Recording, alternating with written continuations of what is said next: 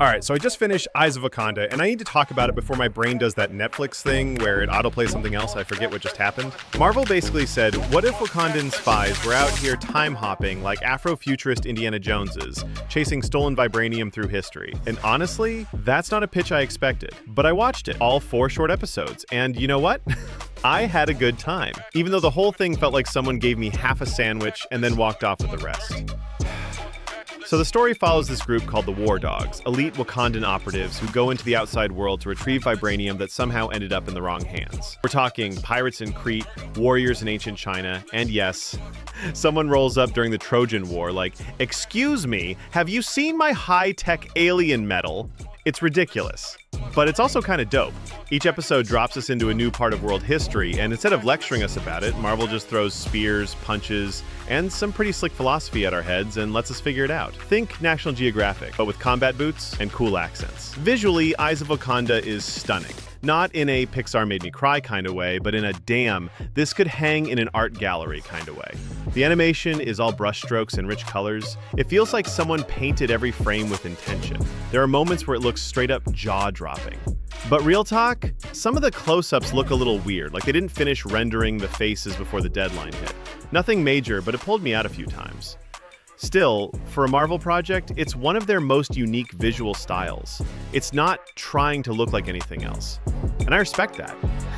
It's like the animators were told, make it pretty, but don't make it too perfect. And they ran with it.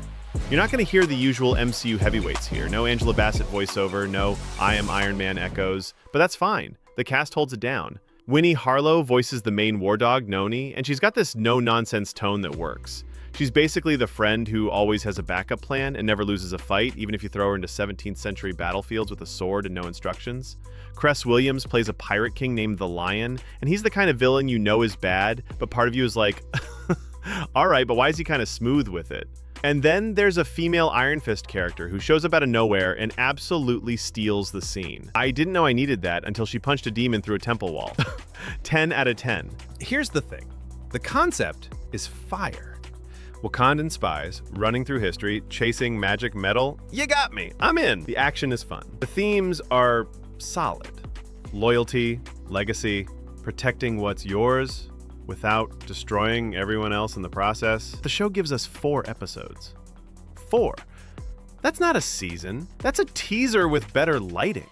I was just starting to care about the characters, starting to see where the story could go, and then credits. That's it. It's like getting one bite of cake at a wedding, and then they take the whole table away. There's so much room to grow, and they barely scratched the surface. I wanted more time in each era, more time with these characters, and maybe one episode where someone just explains how they built Wakandan spy tech in ancient Greece. Look, it's not trying to be a comedy, and thank God.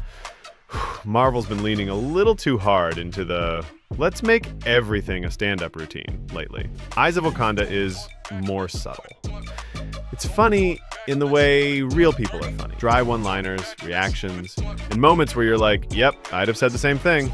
It's not goofy, it's clever. No one's doing pratfalls or screaming punchlines. It's just smart people being annoyed in dangerous situations, which is honestly hilarious when done right. All right, bottom line, Eyes of Wakanda is short, stylish, and way more interesting than half the stuff Marvel's been dropping lately. It's not perfect. It's not deep enough, but it's different. And in a universe where every movie and show starts to feel like it's built from the same recycled CGI parts, this one actually has soul.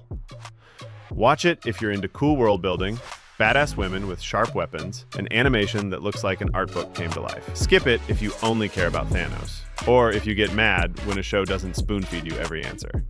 But for me, I'm crossing my fingers for season 2, because Wakanda deserves way more time on the timeline. That's it for this one, folks. If you've seen Eyes of Wakanda, tell me which episode you'd want to live in, and which one would immediately get you killed.